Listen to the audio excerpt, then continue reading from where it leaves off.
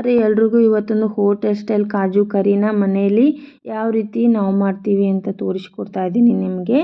ಒಂದು ಕಡಾಯಿಯಲ್ಲಿ ಎಣ್ಣೆ ಹಾಕೊಂಡ್ರೆ ಅದಕ್ಕೆ ಹಾಫ್ ಬೌಲ್ ಕಾಜುನ ಹಾಕೊಂಡು ಚೆನ್ನಾಗಿ ಫ್ರೈ ಮಾಡಿ ಎತ್ತಿಟ್ಕೋಬೇಕು. ಸೈಡಲ್ಲಿ ಕಲರ್ ಚೇಂಜ್ ಆಗೋವರೆಗೂ ಫ್ರೈ ಮಾಡಿ ಇಟ್ಕೋಬೇಕು ಇದನ್ನು.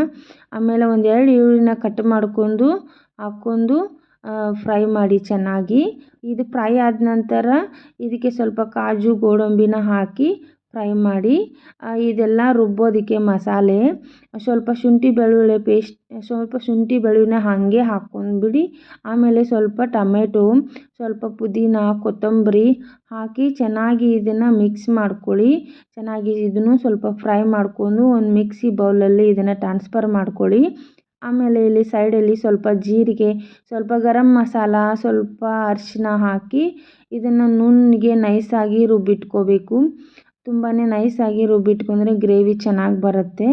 ಅದಕ್ಕೆ ಇಲ್ಲಿ ಸೈಡಲ್ಲಿ ಸ್ವಲ್ಪ ಅದೇ ಬಾಣಲೆಯಲ್ಲಿ ಸ್ವಲ್ಪ ಎಣ್ಣೆ ಹಾಕಿಬಿಟ್ಟು ಸ್ವಲ್ಪ ಮಸಾಲೆ ಪದಾರ್ಥನೆಲ್ಲ ಹಾಕಿ ಚಕ್ಕೆ ಲವಂಗ ಎಲ್ಲ ಹಾಕಿಬಿಟ್ಟು ಆಮೇಲೆ ಸ್ವಲ್ಪ ಈರುಳ್ಳಿನ ಹಾಕಿ ಫ್ರೈ ಮಾಡ್ಕೋಬೇಕು. ಆಮೇಲೆ ಸ್ವಲ್ಪ ಶುಂಠಿ ಬೆಳ್ಳುಳ್ಳಿ ಪೇಸ್ಟು, ಸ್ವಲ್ಪ ರುಚಿಗೆ ತಕ್ಕಷ್ಟು ಖಾರದ ಪುಡಿನ ಹಾಕ್ಕೊಳ್ಳಿ. ನಾನು 2 ಸ್ಪೂನನ್ನು ಹಾಕಿದ್ದೀನಿ, ನಿಮ್ಗೆ ಎಷ್ಟು ಬೇಕೋ ಅಷ್ಟು ಹಾಕ್ಕೊಳ್ಳಿ. ಆಮೇಲೆ ಇದಕ್ಕೆ ರುಬ್ಬಿಟ್ಕೊಂಡಿರುವಂಥ ಮಸಾಲೆನ ಹಾಕಿ ಚೆನ್ನಾಗಿ ಬಾಡಿಸ್ಕೊಳ್ಳಿ ಹಸಿ ವಾಸನೆ ಹೋಗೋವರೆಗೂ. ಆಮೇಲೆ ರುಬ್ಬಿಟ್ಕೊಂಡಿರುವಂಥ ಆ ಮಿಕ್ಸಿಯಲ್ಲಿ ನೀರನ್ನು ಹಾಕಿ ಇದರಲ್ಲಿ ನಿಮ್ಗೆ ಎಷ್ಟು ನೀರು ಬೇಕೋ, ಎಷ್ಟು ಗ್ರೇವಿ ಕನ್ಸಿಸ್ಟೆನ್ಸಿ ಬೇಕೋ ಅಷ್ಟು ಹಾಕ್ಕೊಳ್ಳಿ.